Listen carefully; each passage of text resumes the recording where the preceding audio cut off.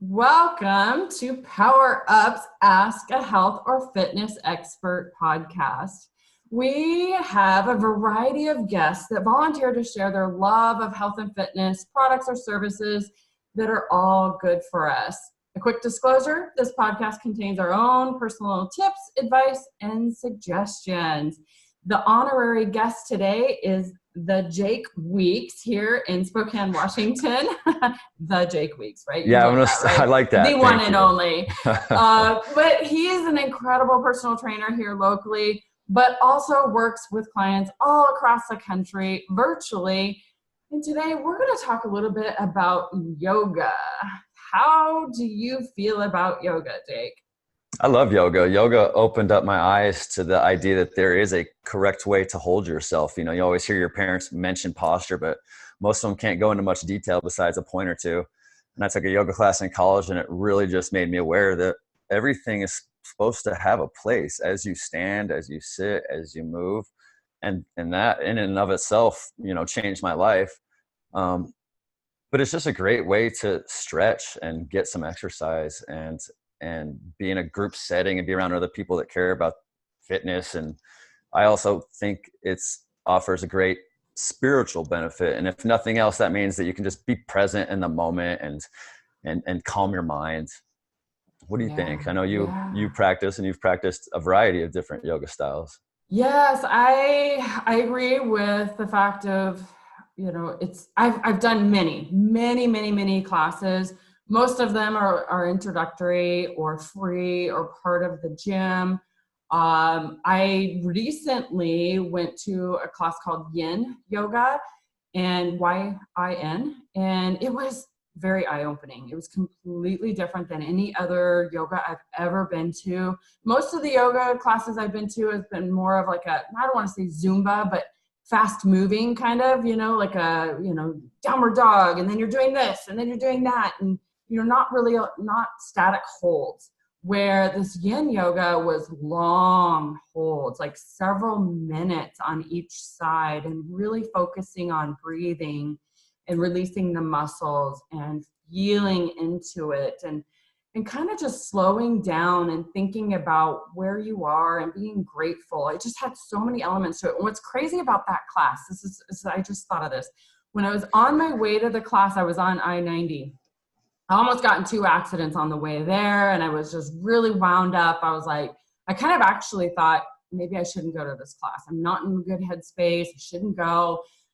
And I still went, and it was a beautiful studio. I go into the studio, and it was quite different than what I've ever been used to. Like, they had pillows and blankets and all this stuff and all these tools to help you get into the poses. Well, as I was about midway through this class, I realized that not only had I forgotten about everything that led up to me coming there, and all the stress and all the anxiety and all that, almost getting into two car accidents, but I could actually feel my digestion working. And so, as well as I do, and some may know that are watching this, but when you're stressed out and you're anxious and you've got all these things going on in your world, your digestion, it changes. In fact, it stops. Basically, your body changes. It goes into that flight or fight mode. And so all your body focuses on your limbs and is prepared to fight off whatever's going on. And when I went through, because I was in basically that fight mode when I went into yoga, but as soon as I laid there, and after about half an hour, I could actually feel my body relax and the digestion start. And so it was a really big eye opener. And I think it takes a lot to get in touch with your body and understand how it works, and definitely leave everything, the world outside of that door, and relax. So anyways, kind of felt like I rambled on. No, I mean, that's a really interesting point, and it really is about becoming aware of your body and becoming able to control different aspects of your body, and about increasing your flexibility and improving your posture, and therefore decreasing long-term back pain and complications like tendonitis and things like this that arise from a body that's out of alignment. To me, yoga is just a way of saying a stretching or movement or posture practice, basically, and everyone should practice yoga, or at least have a stretching, posture, and movement practice where they really try to focus on and improve the way that they stand and move, you know, and do it with grace and fluidity, and not only get themselves into the right positions, but be able to relax into those positions too, which is hard to do. So I've been taught, like by my very first yoga teacher, that on the in breath, you could breathe in and kind of straighten up into the position. On the out breath, you could relax into that position. But there's a famous movement coach, Kelly Starrett, Supple Leopard, I believe is the name of his business. He talks about being in that relaxed position like 80% of the time, you know, and really trying to relax into it. So I think that's really interesting. And I think people should increasingly try to relax into that right position. Why not? And that should be the goal. But we've talked about this before. It's something people, A, aren't even aware of, B, don't devote themselves to practicing, and then C, if they do, they don't follow through, you know, and it's really tough to do on a moment to moment basis. You have to be present. That's one of the great things about yoga, is it does focus you on the present moment, at least a little bit, because you have to focus on how you feel. And you can use that as a tool to calm your mind if that's what you want to do. Right. I think, and I was doing some research into the history of yoga again today. I've done some before, but it means yoke. It means basically a union of mind and body and the present moment.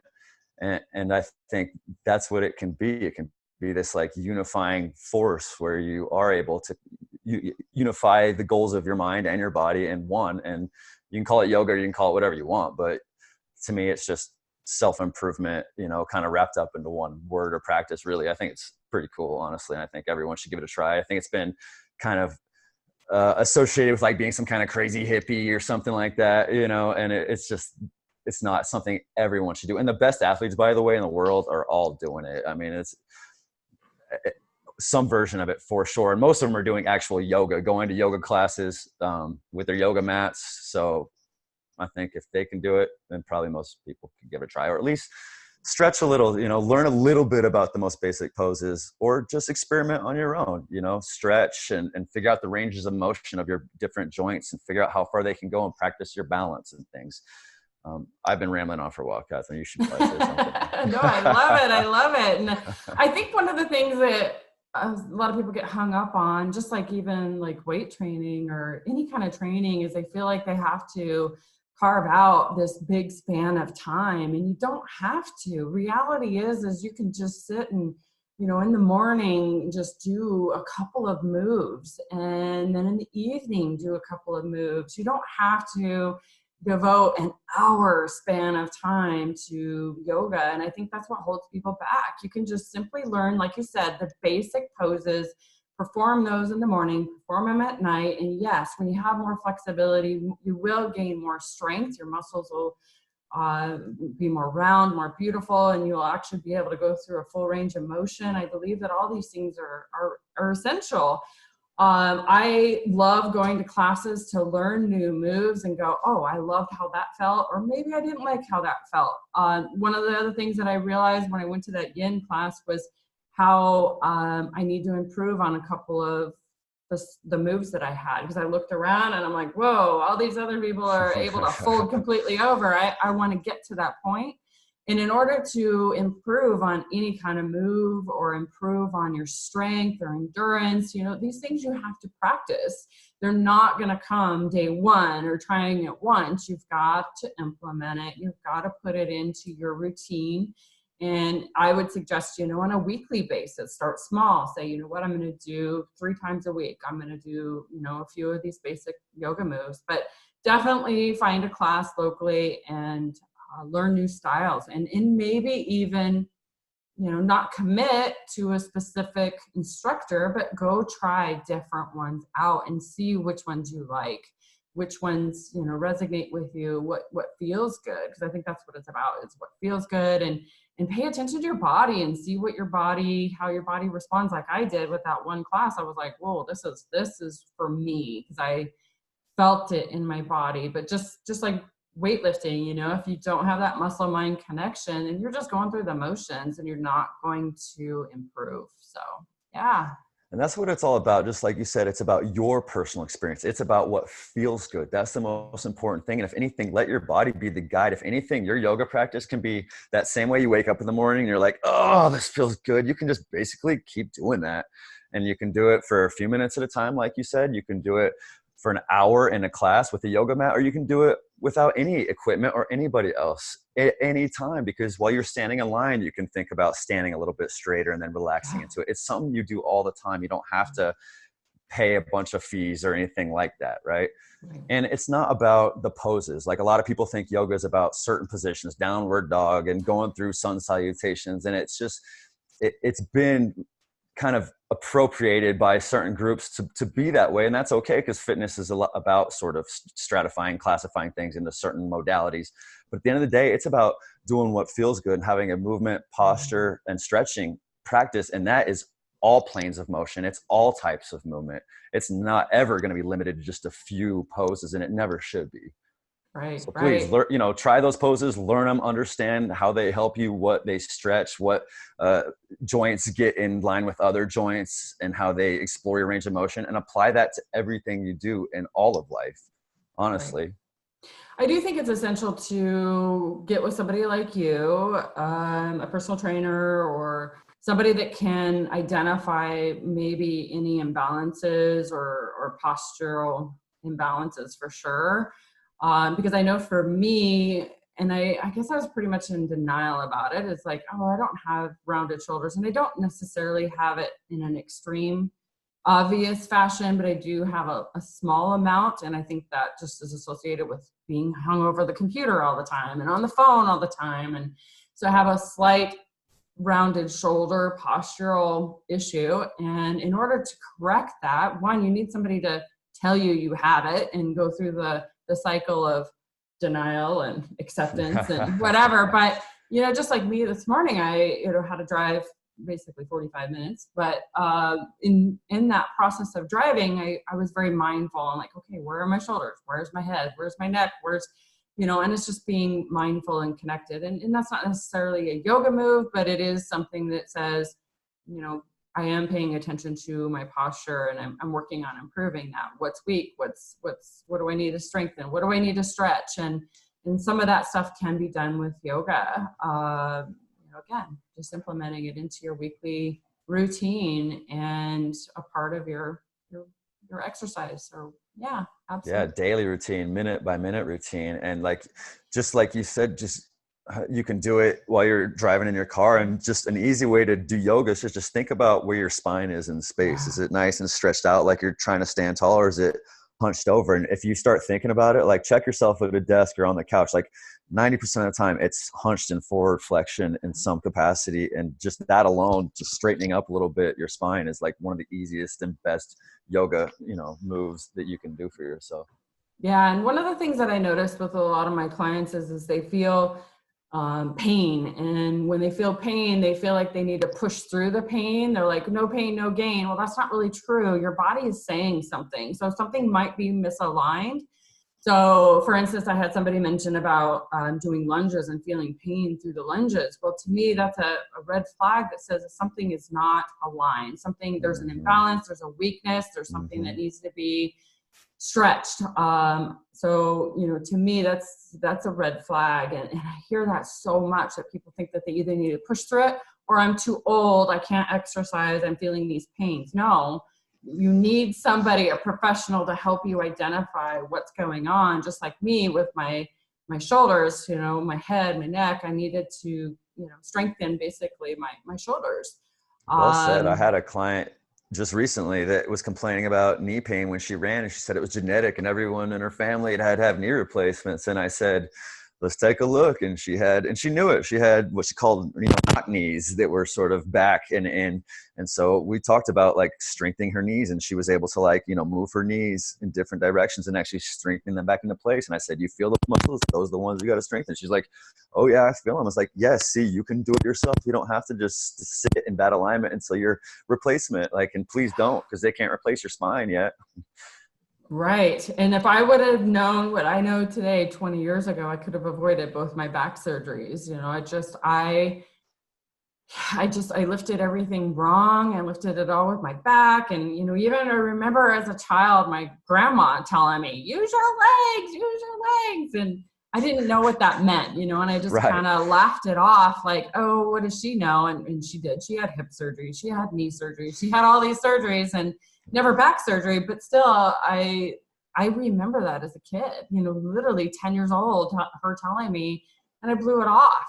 And so, yeah, I mean, all the way back when I was a kid, I was doing things wrong, but I didn't understand that. And now today, I really understand what that means. But it does take thinking about lifting and moving things with your glutes, with your hamstrings, you know, really getting in the right posture. But kind of feel like we digressed a little bit. But yoga is absolutely, it's a great practice in learning your body and figuring out proper movements, you know, strength, stretching, relaxation, and in the mind too. You know, if you're really stressed out, you're having, you know, a lot of stress in your life or anxiety, I think yoga is a really, really great practice. And sometimes it does take either finding a good instructor, or there's lots of apps out there, or lots of YouTube videos out there. Like you said, you don't have to spend money to get into the yoga, but, you know, finding what works for you. Absolutely. And besides just trying different classes, and do try different classes, because don't get discouraged if the first one you try you don't like, because you're in downward dog for half of it and it's just really tough, you know. Try different types, because there's an infinite variety of styles to teach, honestly, and some are really slow and relaxed and some are intense, and you can get a great sweat on, and you can even do naked yoga and goat yoga. I don't I know know. why, but you can.